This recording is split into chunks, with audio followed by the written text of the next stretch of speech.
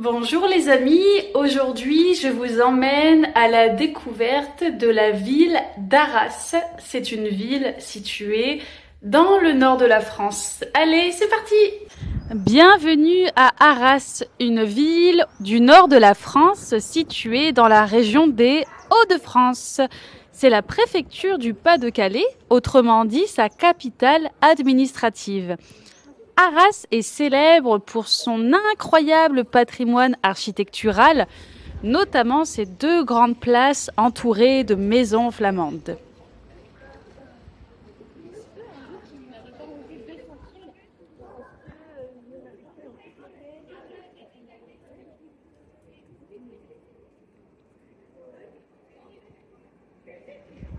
Mais l'un de ses symboles les plus connus, c'est son beffroi, classé au patrimoine mondial de l'UNESCO. Du haut de ses 75 mètres, il offre une vue panoramique sur toute la ville.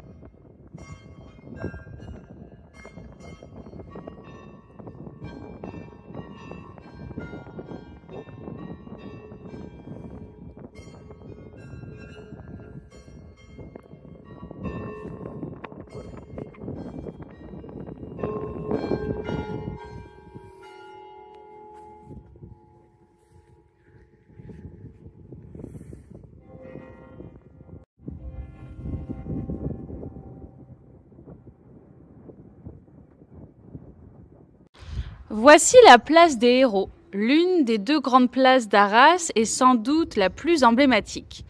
Entourée de 77 maisons à arcades, elle est célèbre pour son architecture unique, mêlant style gothique et baroque flamand. Chaque façade est différente, ce qui donne à la place un charme tout particulier. La place des Héros est aussi un lieu de vie animé, avec ses cafés, marchés et événements tout au long de l'année. C'est vraiment le cœur battant d'Arras.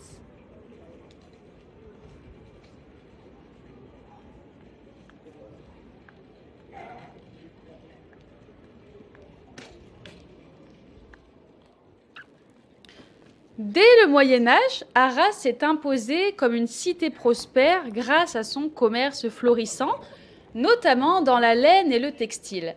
Située à la croisée des routes entre la Flandre et la France, elle a attiré marchands, artisans et voyageurs du monde entier. Au cœur de cette époque, la ville s'est dotée de magnifiques places où se tenaient marchés, fêtes et grandes rencontres. Ces places, avec leurs façades richement décorées, sont le fruit d'un siècle d'essor au XVIIe siècle, quand Arras est devenue une véritable vitrine du style baroque flamand. Mais l'histoire d'Arras ne s'arrête pas là. La ville a traversé des épreuves terribles, notamment pendant les guerres de religion du XVIe siècle, qui ont marqué son paysage humain et architectural. Plus tard, au XXe siècle, Arras a été au cœur de la Première Guerre mondiale. Elle a subi d'énormes destructions, mais sa résilience a permis une reconstruction fidèle, rendant hommage à son passé glorieux. Aujourd'hui, chaque rue, chaque bâtiment d'Arras raconte cette histoire passionnante où commerce, culture et courage se mêlent pour faire de cette ville un véritable trésor du nord de la France.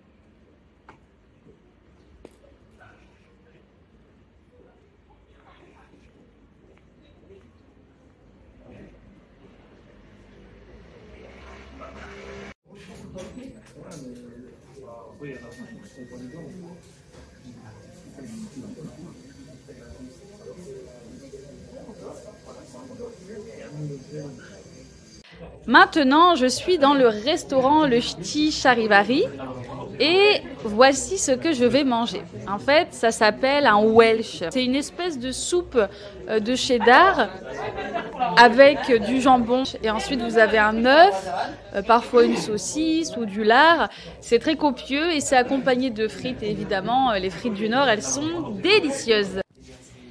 Et maintenant, on va plonger sous les rues d'Arras, dans un monde secret et mystérieux, les boves. Ce sont des galeries souterraines qui ont été creusées dès le Moyen-Âge et qui s'étendent sur plusieurs kilomètres sous la ville. À l'origine, elles servaient de carrière pour extraire la pierre nécessaire à la construction des maisons et des bâtiments. Mais rapidement, les habitants les ont transformés en entrepôts, caves à vin ou même en abris lors des périodes de guerre. Et justement, pendant la Première Guerre mondiale, les boves ont joué un rôle crucial. Elles ont offert refuge aux soldats et permis des déplacements clandestins sous la ville, loin des regards ennemis. Aujourd'hui, ces galeries souterraines fascinantes sont ouvertes aux visiteurs qui peuvent y découvrir un plan méconnu de l'histoire d'Arras entre ombre, pierre et secrets du passé.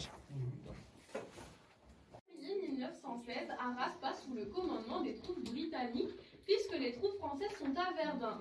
Et pour cela, on va traduire le journal local de l'époque, le Lion d'Arras, en anglais. Ici, vous avez la partie anglaise et ici la partie française. Et c'est écrit « Bonjour Tommy ». Alors Tommy, c'est le surnom qu'on donnait aux soldats britanniques. Ensuite, il faudra attendre November 1916 pour le Chantilly Conference. And in this conference, we're going to battle the Battle of Arras, which is a diversion battle, to prepare the Battle of Chemin des Dames. So we're gonna... Et pour finir cette journée assez fatigante et très enrichissante, on va déguster un merveilleux. Alors c'est une boutique qui s'appelle Au Merveilleux de Fred. Vous en avez toutes les saveurs, donc pistache, vanille, fraise. Moi j'adore le chocolat. Désolée, je ne suis pas très originale.